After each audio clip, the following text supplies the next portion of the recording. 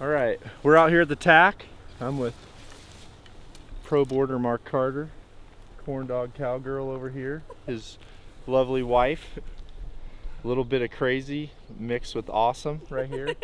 Also crazy mixed with awesome. We're at a tack, and I think it's an awesome time too to say, depending on where you're at for skill level, what's cool about the Total Archery Challenge is you have the ability to make your own shots anywhere from the cone to the target. So if you have someone that's pretty new into archery, you don't have to always shoot from the furthest back, which I think a lot of people miss out and maybe get a little frustrated. But you know, Mark and I will shoot from the further distance, make some shots, and then we can bring her up to a shot to where she can get comfortable, and then on a bigger target, let them drop some bombs, you know, once that confidence is up. Really important for the kids. Mark, this is all you. This is a tough shot. It's a ram, about 58 yards. Sun is directly in your face. He's tucked in the shadows. You can really only see the highlight on his back, truthfully. Nice, dude. And you have to arc right over the grass and go in there. Good job, my man, putting pressure on me. Yeah, I learned from the best. They tell me. So they say. Come right here and check this out. Get a look at what we've got. So look down there. You can. The only thing you can really see on that target is the shine of his back, and I can see the grass coming down at an angle. So I'm pretty much just aiming in that triangle. So this looks like a ram that's bedded in the shade, and you've got to kind of just trust the silhouette more so than anything.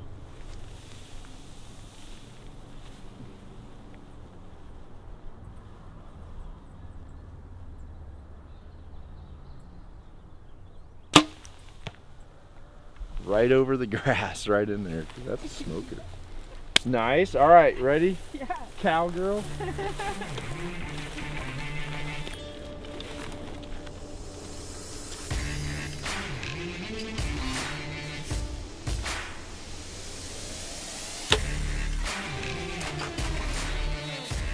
Yeah, we shot from a different angle, so we were playing it safe on this tree. As you can see, some people did not play it safe.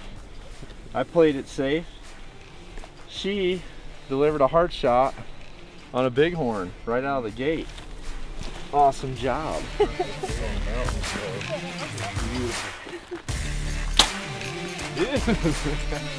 Freaking money. Holy.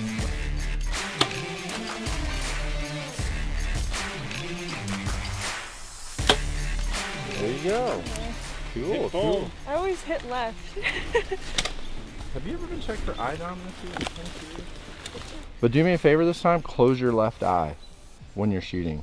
Okay. Yeah, and then just do what you need to do. She may naturally close it at times when, good job.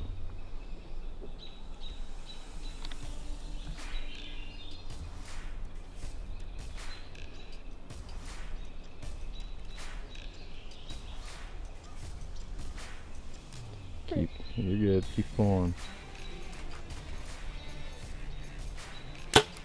There! Nice. There! Yeah, way to hold on to it. Way to hold on. But see how now you're not hitting left? There's a good chance that you're left eye dominant. And on targets where it's really dark, she's closing her left eye so she can see. And then she's hitting straight, but when it's real bright, she might have both eyes open, and that's when she's hitting left. Classic mistake. We never even checked her eye dominance. So she's out here shooting. He's like, sometimes she shoots super far left, and I was wondering if it was her left eye, so we had her close her left eye. Now she's like hitting perfect. So we might have to regroup. All right. Good job. Okay, good job. Now we know. What I really like about tack events, honestly, is even my mentality when I'm in here. I come up and I rarely like try to look where the scoring rings are. I've never even thought of it. Because when I come in here, I'm just thinking, if I came up and this animal was right there in that spot, where am I going to shoot him to kill it, you know? So it's kind of fun just making kill shots, realistic kill shots versus score shots.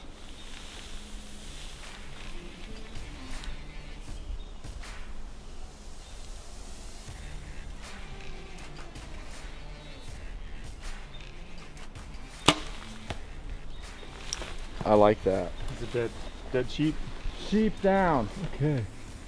Yeah, I gotta shoot through some trees here. Yes, you do.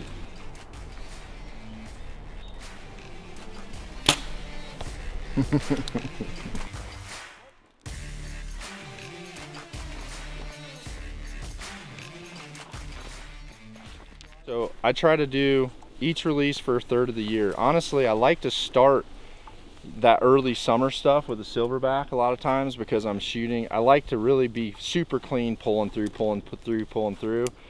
Then elk season, you know, start a whitetail season, I like having it on my string, so I'll shoot a knock to it just so it's on there. But I also like to really finish with the back strap because I'm in a blind, it's late season, I'm always in like a cold weather blind. It looks freaking awesome. And I really just want to focus on pulling through my shot properly. So I finish with a back strap and I feel like I end my year really clean, but I also start my year really clean. Ooh, just right under it. You held forever.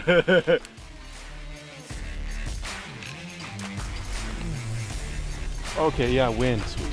Give me some of that. That'd be great. Mark's calling for wind, Mother Nature. Boring.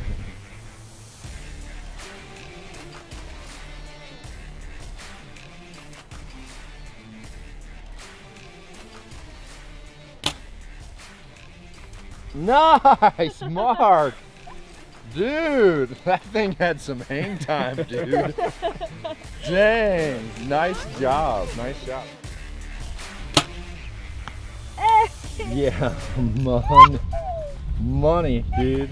But yeah, that clearance for your arrow on your face is so critical for you, and so few of archers do it, but your arrow shaft clearance on your face is perfect. So, see this right here? Yeah. This is so beautiful because you feel the string on your whiskers just like I taught you, and you feel the string on the tip of your nose like I taught you. But this is like a rocket that's like on a launch pad, to where that launch pad comes away from the rocket when it launches. So you don't have any obstruction when that thing's projecting that way. It's not having to go through any part of your facial tissue. So you don't have any manipulation. And that's why even with you pulling through your shots that hard, your arrow flight's so freaking good, because your arrow is not contacting anything as it, I mean, that just looks like a rocket ready to launch, right? And that's in a full draw position off your face. So that's so freaking, so awesome to see. And on longer shots, it's like a multiplier when it comes to accuracy. You know what I mean? Yeah.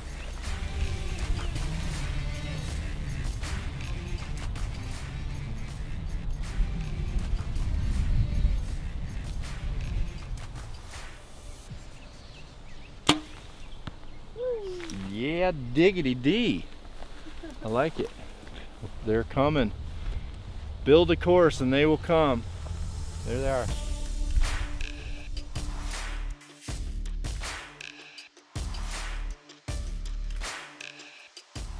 Far shots, you want to, in your mind, you want to be like, pull through like it's close. Okay. You know, the more you try to be still, you're going to take longer in the shot, and things are going to break down.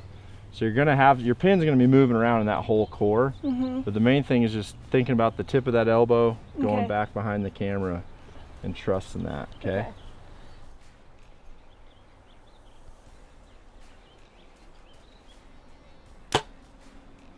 Nice, there it is. That's your furthest shot. Furthest shot ever, though. Thanks, Very Coach. good.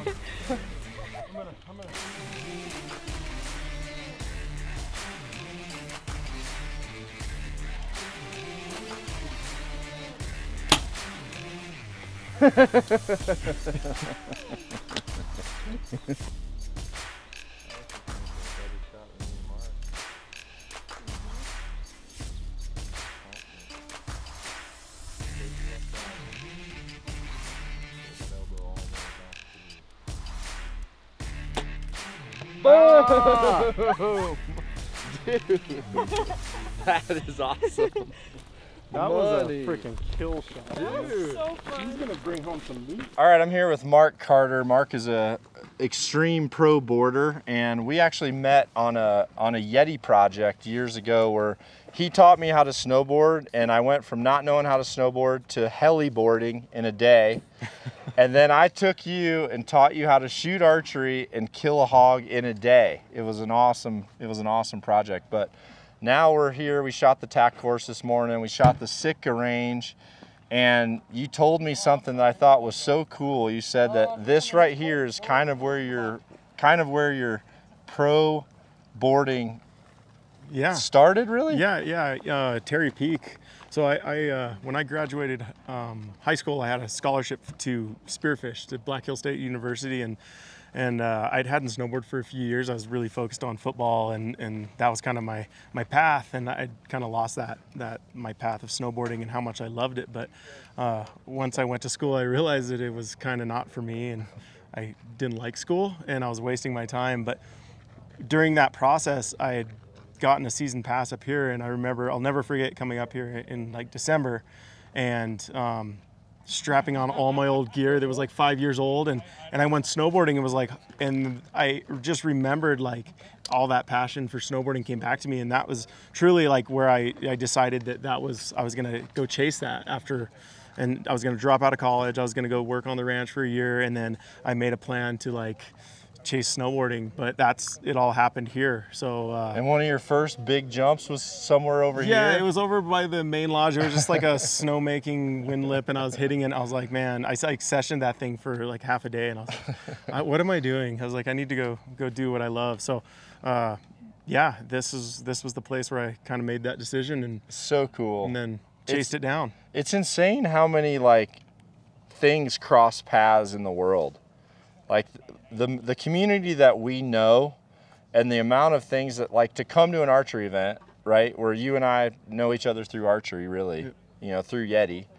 But the fact that like now we're competing at a place where you started, you know, and then we meet someone else that's like, I trained here, or this was where I used to go to school. It's just so awesome. But I wanted people to know that. It's such a cool story. And I mean, archery, I feel like, dude, you shot awesome today. Mark shot so good on the Sitka course, and it's so rewarding for a coach to see that. But I definitely wouldn't want you watching me snowboard here. I would fumble through a couple. Well, you need a little more practice. Yeah. I've been practicing a lot. Okay. So. Front side edges, I remember that. Yeah. You don't want a front side edge. Scorpion. Yeah, scorpion. Scorpion on 6'7" on top of a board is murder. Yeah. So, dude, it was awesome shooting with you today. Thanks, brother. Yeah, absolutely. And make sure you check him out. Mark Carter, freaking sick extreme snowboarder.